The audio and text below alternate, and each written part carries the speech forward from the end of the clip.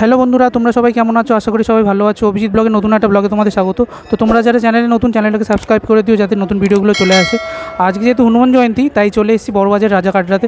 দেখতে পাচ্ছ কত সুন্দর এখানে লাইটিং দিয়েছে আর খুব সুন্দর সাজিয়েছে। তো চলো তোমাদের ভেতরে গিয়ে দেখাবো, দেখতে থাকো আমার সাথে। তো বন্ধুরা দেখতে পাচ্ছ এমজি রোড মেট্রো থেকে সোজা চলে এসেছি বড়বাজারের দিকে। এই যে সোজা রাস্তাটা চলে গেছে দেখতে পাচ্ছ, এটা হচ্ছে রাজা কাটরা।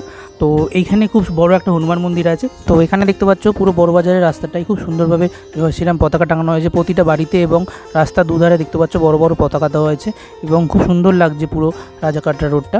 আর এখানে দেখতে পাচ্ছ মন্দিরের সামনে বিরাট বড় একটা পতাকা টাঙানো হয়েছে। তো প্রত্যেক দর্শনার্থীরা এখানে এসে নমস্কার করছেন। তো বন্ধুরা তোমরা দেখতেই পাচ্ছ সামনে হাওড়া ব্রিজ, হাওড়া ব্রিজের সামনেই যে রাস্তাটা সেটা হচ্ছে রাজা কাটরা।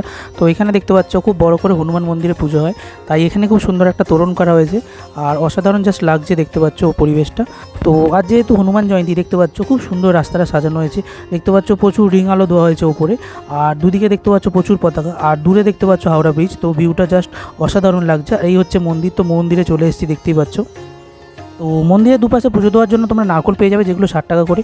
আর এখানে দেখতে পাচ্ছ 21 টাকা থেকে শুরু করে 501 টাকা পর্যন্ত প্রচুর এখানে ডালা রয়েছে।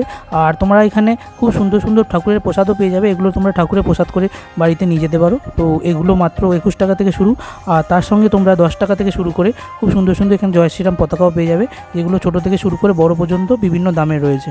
তো বন্ধুরা বড়বাজার রাজা কাটরা এলাকার এই হনুমান মন্দির খুব জাগ্রত এবং বহুদিনের পুরনো এই মন্দির। তা প্রতি বছরই এখানে হনুমান জয়ন্তী উদযাপন হয়। বাজারের রাজা কাটরা এলাকার এই হনুমান মন্দিরটি প্রায় 250 থেকে 300 বছরের পুরনো। তো দেখতে পাচ্ছ সামনেই যেহেতু রাম মন্দির প্রতিষ্ঠা হয়েছে, তাই মন্দিরের দুপাশে খুব সুন্দর রামলালা তৈরি করা হয়েছে শোলা দিয়ে। আর ইনি হচ্ছেন এই পঞ্চমুখী হনুমান, যিনি বড়বাজার এলাকায় খুব অধিক পূজিত হন। এবং দেখতে পাচ্ছ প্রচুর মানুষ এখানে এসছে। তো প্রচুর মানুষ এখানে পুজো দিচ্ছেন, আর প্রচুর এখানে দেখছো পুরোহিত রয়েছে যারা পুজো দিচ্ছেন। ডালাও এখানে পুজো দেওয়া হচ্ছে। তো আমাকে টিপ পরিয়ে দেওয়া হলো জয় শ্রীরামের। আর দেখতে পাচ্ছ লাইনে দাঁড়িয়ে আছি পুজো দেওয়ার জন্য, প্রচুর ভিড় এখানে। তো প্রচুর মানুষের সাথে এখানে দেখা হলো। পৌরাণিক মতে রাম রাবণের যুদ্ধে যখন রাবণ বুঝতে পারলেন যে তার পরাজয় নিশ্চিত, তখন তিনি পাতালপুরী থেকে তার অন্যতম ভ্রাতা অহিরাবণকে ডেকে পাঠালেন। তো এই অহিরাবণকে বধ করার জন্য হনুমানজি পাতালে একই সাথে 5টা প্রদীপ নেবানোর জন্য পঞ্চমুখী অবতার ধারণ করেন। তো বন্ধুরা আমি যেহেতু পুজো দিয়েছিলাম তাই দেখতে পাচ্ছ এখানে আমাকে জয় শ্রীরাম পতাকার সাথে সাথে প্রসাদ দেওয়া হয়েছে। আর এখানে দেখতে পাচ্ছ পুণ্যার্থীদের জন্য এখানে পায়েস বিতরণ করা হচ্ছে প্রত্যেককে।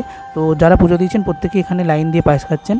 আর এখানে দেখতে পাচ্ছ একটি ট্রাস্টের পক্ষ থেকে খুব সুন্দরভাবে এখানে গোলাপ জলের ব্যবস্থা করা হয়েছে। তো যারা পুজো দিচ্ছেন প্রত্যেকের জন্য এখানে লাল গোলাপ জলের ব্যবস্থা রয়েছে। তো বড়বাজারের ব্যস্ত রাস্তা রাজা কাটরা দেখতে পাচ্ছ আলো দিয়ে খুব সুন্দরভাবে সাজানো হয়েছে। তো বিকেলবেলার রূপটাই অন্যরকম।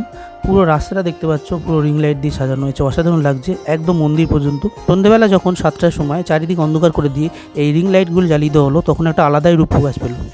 তো বন্ধুরা তোমাদের এই হনুমান জয়ন্তীর ব্লগটা কেমন লাগলো তোমার কমেন্ট করে জানিও। আর দেখতে থাকো Abhijit blog, like share subscribe করতে ভুলো না। তো বাই বন্ধুরা, দেখা হচ্ছে নেক্সট ব্লগে।